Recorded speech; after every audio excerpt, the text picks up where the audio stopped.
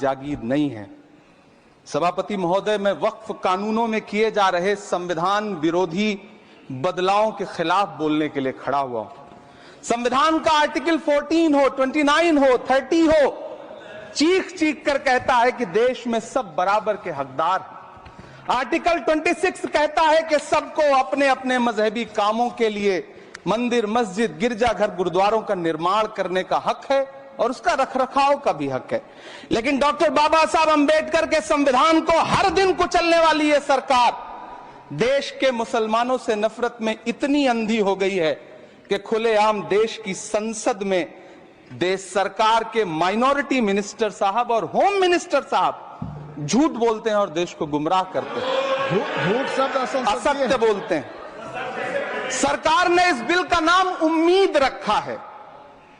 मंत्री जी कल से इसे देश के मुसलमानों के लिए नई उम्मीद बता रहे हैं। नहीं मंत्री जी, न तो यह बिल मुसलमानों के लिए नई उम्मीद है और न ही उम्मीद की नई किरण। सभापति महोदय, भाजपा ने पूरे देश में वक्फ के नाम पर कई सारे झूठ फैलाए हैं। आइए आज उनकी सच्चाई पर बात करते हैं। वक्फ ट्रिब्यूनल को ऐसे बताया जाता है जैसे वक्फ ट्रिब्यूनल कोई मजहबी खाप पंचायत हो। सभापति महोदय, जबकि सच्चाई यह है कि वक्फ ट्रिब्यूनल भी तो सरकारी न्यायिक विभाग है जिसमें सरकार द्वारा नियुक्त जज होते हैं, जिसमें प्रशासनिक अधिकारी होते हैं, कहीं ऊपर से थोड़ी आ गए। सभापति महोदय, देश के गृह मंत्री जी ने इसी सदन में कहा कि वक्फ ट्रिब्यूनल के फैसले के खिलाफ कोई कोर्ट नहीं जा सकता, जबकि सच यह है कि वक्फ एक्ट 1995 की धारा 83(9) के तहत हाई कोर्ट वक्फ ट्रिब्यूनल के फैसले की न सिर्फ समीक्षा कर सकता है बल्कि उसे बदल भी सकता है। सच तो यह है कि वक्फ बोर्ड खुद अपनी जमीनों के लिए कई सारी कोर्ट में मुकदमे लड़ रहा है। सभापति महोदय, दिल्ली की जिन 123 संपत्तियों को लेकर कल माइनॉरिटी मिनिस्टर, होम मिनिस्टर साहब और अभी आदरणीय नेता सदन बात कर रहे थे, आइए उनकी सच्चाइयों पे भी बात करते हैं। 1911 में जब अंग्रेजी हुकूमत ने कोलकाता के बजाय दिल्ली को राजधानी बनाने का फैसला किया तो रायसीना हिल्स के चारों तरफ जो मुसलमानों की ढेर सारी जमीनें थी उनको एक्वायर किया गया और लुटियन को इसकी तामीर की जिम्मेदारी सौंपी गई। सेंट्रल विस्टा की तरह लुटियन जोन का मेगा प्लान तैयार हुआ, लेकिन उस वक्त के मुसलमानों ने उस वक्त की अंग्रेजी हुकूमत से अपनी इबादत गाहों को बचाने के लिए लड़ाई लड़ी। मामला ब्रिटिश गवर्नमेंट तक पहुंचा। तब यह तय हुआ कि वो जो धार्मिक स्थल हैं उन्हें जस का तस रहने दिया जाएगा। इंडिया गेट के बगल वाली मस्जिद हो, जाब्तागंज, सुनहरी बाग मस्जिद हो, पार्लियामेंट रोड वाली मस्जिद हो, ऐसी 123 संपत्तियों के मैनेजमेंट के लिए 1913 में मुसलमान वक्फ वैलिडेशन एक्ट बना और उसके बाद एक नया शहर बसाया गया जिसे लुटियंस जोन का नाम दिया गया। फिर 1943-45 के बीच एक और समझौता हुआ आजादी से पहले, उसके तहत काफी सारी वक्फ जायदादों को सुन्नी मजलिस औकाफ बनाकर उसके अंडर किया गया ताकि उसकी देखरेख की जा सके। गृह मंत्री जी 2 दिन से सदन में जो बात कह रहे हैं वो दरअसल 123 संपत्तियां उसी सुन्नी मजलिस औकाफ के तहत आती है। सभापति महोदय, आजाद भारत आजाद हुआ। आजादी के बाद भारत में 1954 में वक्फ एक्ट लागू हुआ, जिसकी धारा 9 के तहत 1964 में केंद्रीय वक्फ काउंसिल का गठन हुआ। दिल्ली की वही 123 प्रॉपर्टीज को 1970 में सर्वे गजट करके गजट नोटिफाई किया गया। इसके निपटारे के लिए पूर्व प्रधानमंत्री इंदिरा जी के द्वारा 1974 में एक बर्नी कमेटी बनाई गई। बर्नी कमेटी ने 1976 में इन 123 संपत्तियों को दिल्ली वक्फ बोर्ड की संपत्ति होने की रिपोर्ट सौंपी। उस रिपोर्ट के आधार पर 1984 में कांग्रेस सरकार ने उन 123 प्रॉपर्टीज को दिल्ली वक्फ बोर्ड को सौंपने का फैसला किया, जिसके खिलाफ विश्व हिंदू परिषद कोर्ट गई। मामला 2011 तक पेंडिंग रहा। फिर 2011 में कोर्ट ने सरकार को आदेशित किया कि इसका निपटारा करो। तब तब 2013 में तत्कालीन यूपीए सरकार ने दिल्ली की उन्हीं 123 जायदादों को बर्नी कमेटी की सिफारिशों के मुताबिक वक्फ बोर्ड के हवाले किया। यही वो प्रॉपर्टीज हैं जिनके नाम से गृह मंत्री जी कल से कांग्रेस को कोस रहे हैं। फिर आई 2014 में भाजपा की सरकार, जो तब से इन जमीनों को हड़पने की साजिश कर रही है। जिस बिल को मुसलमानों के हुकूक की हिफाजत करने वाला बिल बताया जा रहा है, उसी को पेश करने के लिए और उस पर बात करने के लिए लोकसभा में भाजपा सरकार के पास एक भी मुस्लिम सांसद नहीं है। जिस वक्त, मैं लोकसभा कह रहा हूं, सुना करिए, जिस वक्फ बिल को मुस्लिम महिलाओं को हक दिलाने वाला बताया जा रहा है, उसे संसद में पेश करने वाली पार्टी के पास न तो राज्यसभा में, न लोकसभा में, न देश की किसी विधानसभा में एक भी मुस्लिम महिला सदस्य नहीं। कल किरण रिजिजू जी कह रहे थे कि रेलवे की जमीनें देश की जमीनें हैं, डिफेंस की जमीनें देश की जमीनें हैं। हां मंत्री जी, हैं, बिल्कुल हैं। ये जो वक्फ की जमीनें हैं, ये हमारे पुरखों ने धार्मिक कामों के लिए डोनेट किया है, तो हम भी तो इसी देश के नागरिक हैं, हम भी तो इसी देश के बेटे हैं, तो वक्फ की जमीनें भी तो इसी देश की जमीनें हैं। उनको पराया क्यों बोलते हैं आप? सभापति महोदय अशफाकुल्लाह खान जब फैजाबाद की जेल में फांसी के फंदे पर झूल रहे थे, तो इसी देश की जमीन के लिए झूल रहे थे ना। सभापति महोदय, अंडमान की जेल में काला पानी की सजा काटकर अपनी जान देने वाले मौलाना फजले हक खैराबादी हो या शेर खान अफरीदी हो, वो भी तो इसी जमीन के लिए अपनी जान दे रहे थे ना। सभापति महोदय, पाकिस्तान के खिलाफ लड़ते हुए अपनी जान देने वाले महावीर चक्र विजेता ब्रिगेडियर उस्मान हो या पाकिस्तान के पैटर्न टैंक उड़ाने वाला परमवीर चक्र विजेता वीर अब्दुल हमीद हो, वो भी तो इसी जमीन के लिए अपनी जान दे रहा था ना। और मंत्री जी, मैं इस सदन में अलल ऐलान ये कहता हूं कि जब भी इस देश की जमीन को लहू की जरूरत होगी, आपसे 2 कदम आगे इमरान खड़ा मिलेगा, ये मैं आपसे यकीन दिलाते हुए कह रहा हूं। सभापति महोदय, मैं सरकार से कहना चाहता हूं, हमसे हमारी इबादत गाहें तो मत छीनिए ना, हमारे घरों पे बुलडोजर तो मत चलाइए ना, हमारी कब्रों में तो हमें सुकून से सोने दीजिए ना। सभापति महोदय, माइनॉरिटी मिनिस्ट्री का बजट कट करके, मुस्लिम बच्चों की स्कॉलरशिप बंद करके अब सरकार कह रही है कि हम वक्फ की आमदनी से गरीब मुसलमानों का भला करेंगे। गुजरात की बेटी बिल्किस के बलात्कारियों की रिहाई के बाद उन्हें माला पहनाने वाली लोगों के नेता ये कह रहे हैं कि यह बिल मुस्लिम महिलाओं को उनका हक दिलाएगा। धन्यवाद मोदी जी, क्या बढ़िया सौगातें मोदी दे रहे हैं आप। पहले हमें गुजराते मोदी दिया, आप सौगातें मोदी दे रहे हैं।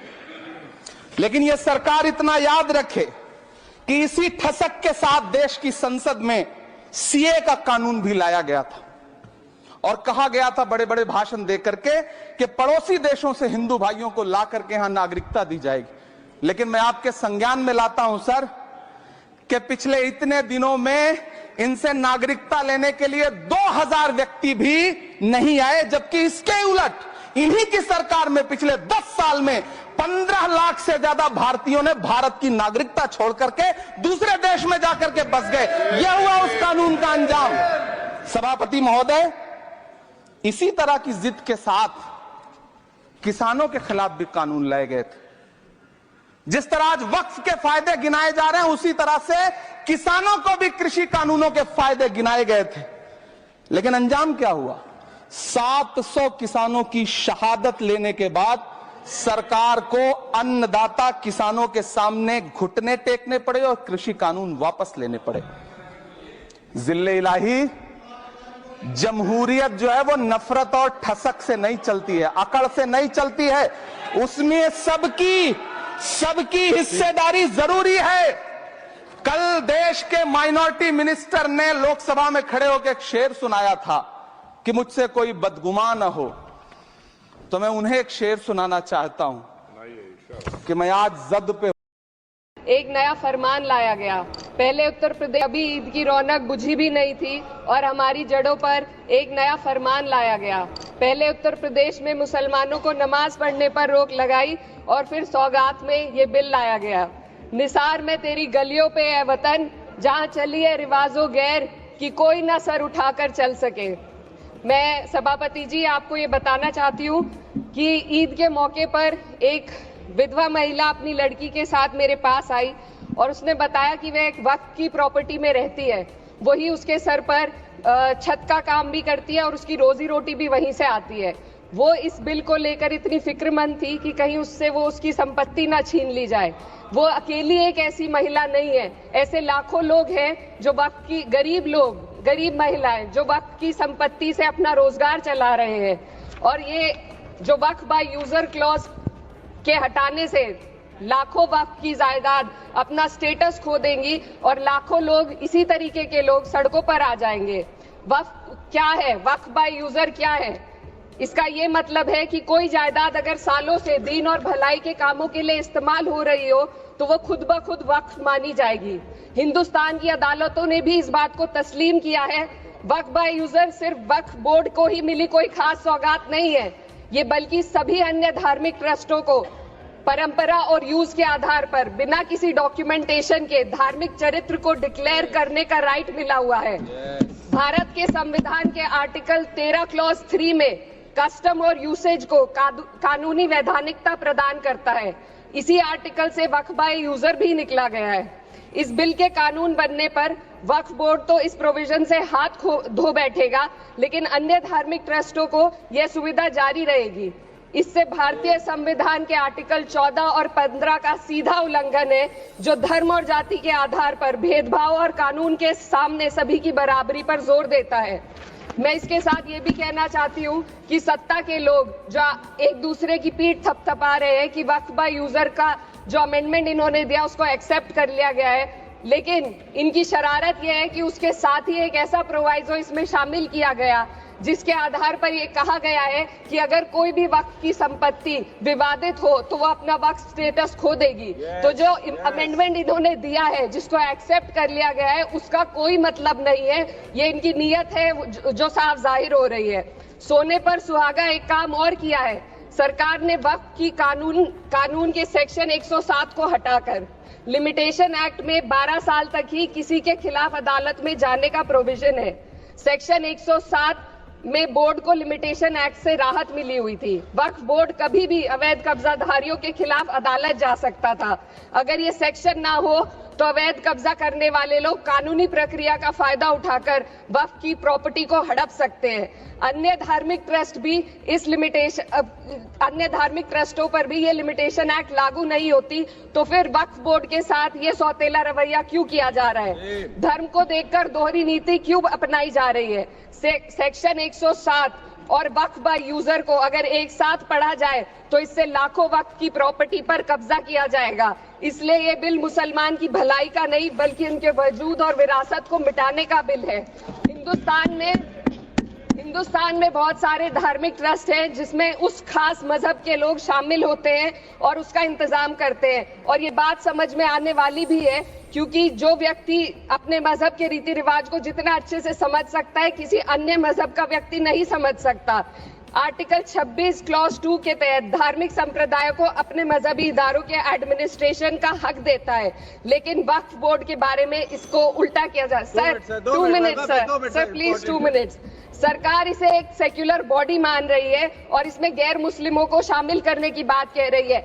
आपके मुंह से सेक्युलरिज्म की बात सुनकर अच्छा लगा, लेकिन अगले ही पल ये भ्रम टूट जाता है, क्योंकि आपको सिर्फ दान देने के लिए प्रैक्टिसिंग मुस्लिम का आपने क्लॉज डाला है, लेकिन बोर्ड में बैठने के लिए मुस्लिम होने की कोई आपकी क्लॉज नहीं है। तो इससे आपकी जो दोहरी नीति है वो साफ जाहिर होती है। ये वही सरकार है जिसने राम जन्मभूमि ट्रस्ट में ये लिख दिया कि जिला अधिकारी भी अगर होगा तो हिंदू होना चाहिए। कोई मुझे बताए कि वहां पर सेक्युलरिज्म का रस क्यों नहीं घोला गया? सर आखिर में मैं अपनी बात को खत्म करने से पहले महिलाओं का मुद्दा बार बार उठाया जा रहा है। सरकार का कहना है कि बोर्ड में मुस्लिम महिलाओं को रिप्रेजेंटेशन देंगे। इस कानून से पहले भी मुस्लिम महिलाएं बोर्ड में मेंबर रह चुकी हैं और मिनिमम 2 का प्रोविजन था, उससे ज्यादा भी हो सकती थी। सर, मैं ये कहना चाहती हूँ कि सरकार ने महिलाओं के लिए ऐसा कौन सा नया काम किया जिसका ढिंडोरा सरकार का हर सदस्य पीट रहा है। इस बात की तायीद अगर आपकी तरफ से कोई मुस्लिम महिला करती तो आप उसका यकीन भी करते, लेकिन अफसोस आपकी इतनी लंबी कतार में एक भी मुस्लिम महिला नजर नहीं आती है। सर, मैं खुद एक मुस्लिम महिला हूँ, मैं सिर्फ एक मैं माइनॉरिटी महिला हूँ। इस सदन में हम सिर्फ 2 महिलाएं हैं और उस नाते से मैं ये बात कहना चाहती हूँ कि इस बिल के माध्यम से मुस्लिम महिलाओं को कुछ नहीं मिल रहा है, ये हमें कुछ नहीं देना चाहते, सिर्फ टोकनिज्म हमारे नाम पर बनाकर एक नैरेटिव मीडिया में चलाना चाहते हैं। तो ये बिल मुसलमान की भलाई का नहीं, उनकी पहचान को मिटाने का है। सर, अंत में मैं बस यही कहना चाहती हूँ कि कागजों दर से मस्जिदों, खानखाहों और दरगाहों को निशाना बनाया जा रहा है और ये हुकूमत सच्चाई को नहीं बयान कर रही है कि ये तरमीमी बिल से मुसलमानों का तहफ़्फ़ुज़, तरक्की और गुर्बत का खात्मा होगा। ये सरासर झूठ है। सर, अगर आप आइन के आर्टिकल 14 को देखेंगे तो उसमें लिखा हुआ है इक्वल प्रोटेक्शन। अब आप देख लीजिए सर कि हिंदू, सिख और जैन को और बौद्ध को उनके एंडोमेंट में तहफ़्फ़ुज़ मिलेगा क्योंकि उनका एंडोमेंट बाय यूजर बरकरार है और उनका एडमिनिस्ट्रेशन उनके हाथ में होगा। कि गैर हिंदू या गैर उनके मजहब का आदमी दान भी दे सकता है उनके लिए, और एंडोमेंट बोर्ड का तहफ़्फ़ुज़ भी मिलेगा क्योंकि उसके ऊपर ओवरराइडिंग क्लॉज अप्लाई नहीं होगा, लिमिटेशन का कानून उस पर अप्लाई नहीं होगा। उसके बरक्स ऑपोजिट आप देख लीजिए, मुस्लिम वक्फ को वक्फ बाय यूजर निकाल दिया गया। एक मुस्लिम वक्फ की जायदाद पर कब्जा होगा, लिमिटेशन लगेगा तो जो एनक्रोचर है, जो खाबिज है, वो रातों रात मालिक बन जाएगा और एक गैर मुस्लिम वक्फ बोर्ड को एडमिनिस्टर करेगा। ये आर्टिकल 14 के इक्वल प्रोटेक्शन का वायलेशन। अब आर्टिकल 14 में सर इक्वालिटी बिफोर लॉ भी है और उसका कैसा वायलेशन हो रहा है कि कोई आर्बिट्ररी स्टेप नहीं ले सकता और कोई भी ऑफिशियल किसी भी तरीके से गलत आर्बिट्ररी फैसला नहीं लगा। यहां पर आप एक डेजिग्नेटेड ऑफिसर को रखकर वो फैसला लेगा कि ये जायदाद वक्फ की है, गवर्नमेंट की है। क्या ये प्रिंसिपल्स ऑफ नेचुरल के खिलाफ नहीं है जिसका तकर्रुर एग्जीक्यूटिव करती है? ये हमारे theory of separation of powers, Bharat के आइन का बेसिक स्ट्रक्चर का हिस्सा है। क्या इसका वायलेशन नहीं है? सर, आर्टिकल 25 का वायलेशन कैसे है कि आप मुसलमानों से वक्फ यूजर छीन रहे हैं और फिर आप कर्ब कर रहे हैं वक्फ औलाद को, मगर वहीं पर दूसरे धर्म के मानने वालों को उनके मजहब पर चलने की पूरी इजाजत है। लफ्ज जो आर्टिकल 25 में इस्तेमाल हुआ सर, वो इक्वली एंटाइटल्ड, यहां पर मुसलमानों के इक्वल एंटाइटल्ड नहीं हो रहा। अभी हम गृह मंत्री का, वजीर दाखिला का यहां पर उनका हमने तकरीर सुनी, यहां पर वो ये कहते हैं वजीर दाखिला, शायद वो कटमुल्ला की जबान ना कह दें, वजीर दाखिला कहने पर वजीर दाखिला ने अपने बयान में कहा कि बोर्ड और काउंसिल जो होगा वो माने वक्फ इस्लाम से अलग है। सर, अगर ये बात सच है आपकी तो फिर आपको ये कानून बनाने की जरूरत ही नहीं है, आप एक नॉन स्टैट्यूटरी बॉडी बना दीजिए। ये जो कानून बन रहा है ना सर, ये आर्टिकल 26 इसका सोर्स है और आर्टिकल 26 जब इसका सोर्स है तो आर्टिकल 26 का ABCD क्या कहता है कि रिलीजियस डिनोमिनेशन को अपने मजहब के अफेयर्स खुद चलाना, मूवेबल इमूवेबल प्रॉपर्टी को लेना और एडमिनिस्टर करना। जब हिंदू धर्म को, बौद्ध धर्म को, सिखों को यह राइट दिया गया है तो आप कैसे मुसलमानों से छीन रहे हैं? तो ये आर्टिकल 26 का ग्रेव वायलेशन है। तो सर, अब वक्फ यूजर का मामला देखिए, मिनिस्टर साहब ने कहा कि एंक्रोचमेंट हो रहा है, 17,000 एंक्रोचमेंट हुए हैं। तो यही नरेंद्र मोदी की हुकूमत ने 2014 में उस वक्त के मंत्री ने एक वक्फ properties eviction of unauthorised occupants bill को इंट्रोड्यूस किया। आपने विड्रॉ कर लिया 2024 में उसको। क्यों विड्रॉ किया सर आपने? जब आप मान रहे थे कि एंक्रोचमेंट हो रहा है तो आपने बिल को विड्रॉ कर लिया। अच्छा सर, अब वक्फ यूजर को आपने निकाल दिया, माने कंडीशन क्या लगाए कि अगर उसमें डिस्प्यूट होगा और गवर्नमेंट प्रॉपर्टी होगी। सर, डिस्प्यूट तो है। मिसाल के तौर पर मोहिबुल्लाह साहब जिस मस्जिद के इमाम हैं, पार्लियामेंट के सामने मस्जिद है सर, 123 प्रॉपर्टीज में मस्जिद है, डिस्प्यूट चल रहा है। कल कलेक्टर या डिस्ट्रिक्ट ऑफिसर बोलेगा कि भाई साहब ये गवर्नमेंट प्रॉपर्टी है, स्टिकर लगा दिया जाएगा, मस्जिद बंद, गवर्नमेंट प्रॉपर्टी हो गई, होगी ना सर? अब ये बताइए, आप जब से यहां पर पूरे बीजेपी रूलिंग पार्टी हमको ज्ञान दे रहे हैं कुछ नहीं होगा, कुछ नहीं होगा, मैं दलील के साथ बता रहा हूं आपको। ये मस्जिद दिल्ली गवर्नमेंट बोलती हमारी है, वक्फ दिल्ली वक्फ बोलता हमारी है, तो सर वक्फ बाय यूजर, अगर मैं अपनी गवर्नमेंट के खिलाफ वक्फ बोर्ड वक्फ बाय यूजर इस्तेमाल नहीं करेगा तो क्या है सर? अच्छा, ये अमेंडमेंट जब हो जाएगा तो मुझे कहने दीजिए सर, सिर्फ प्राचीन मंदिरों की इबादत होगी, मस्जिदों की नहीं होगी।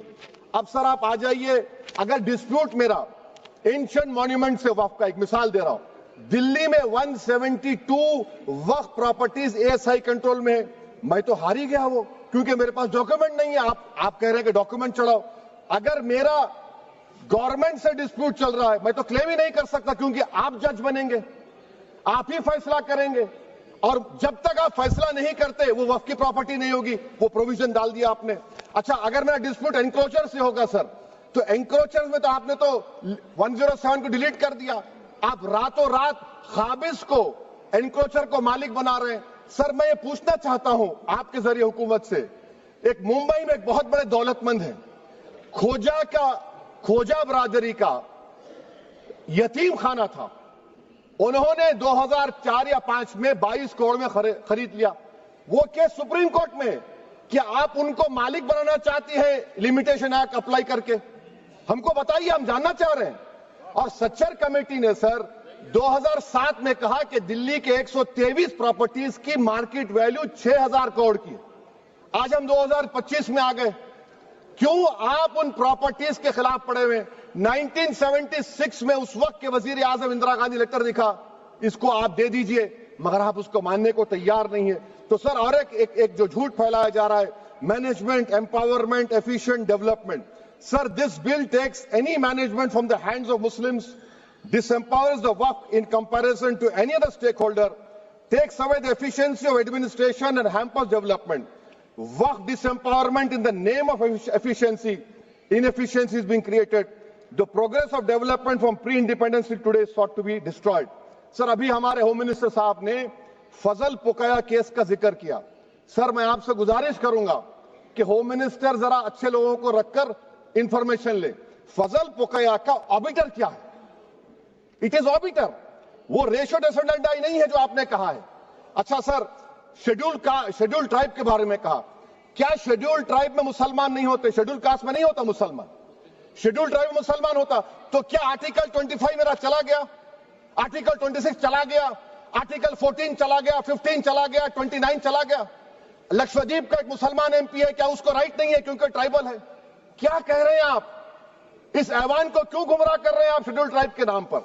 सर और एक चीज जो आपको बता रहा हूं सर, अब आप जब आर्टिकल 26 से मेरा सोर्स है, तो आप सेंट्रल वक्फ काउंसिल में 22 में से 10-11 आप नॉन मुस्लिम को बना सकते हैं, रिलीजन न्यूट्रल आपने कह दिया, और आप बनाएंगे, क्यों बनाएंगे आप? स्टेट वक्फ बोर्ड में 7 नॉन मुस्लिम होंगे और 4 मुसलमान, क्यों होंगे?